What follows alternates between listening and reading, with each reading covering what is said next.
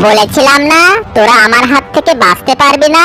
তোদেরকে খেয়ে তারপর একটু বিশ্রাম নিতে হবে। আমার মনে হয় তোমার স্বপ্ন স্বপ্নই থেকে যাবে শিয়াল পণ্ডিত। কেন রে, আজ তো আশেপাশে কোনো গাছ নেই, মুরগি তোকে নিয়ে কোথায় উড়াল দেবে? পানিতে? হা হা হা হা। না শিয়াল, আজ আমি মুরগিকে নিয়ে উড়াল দেব। মুরগি বন্ধু, জলদি আমার পিঠে ওঠো।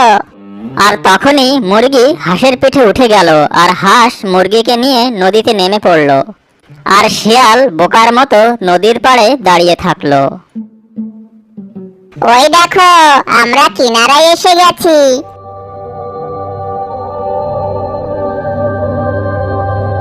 ধন্যবাদ হাঁস বন্ধু। ধন্যবাদ দিয়ে আমাকে লজ্জিত করো না।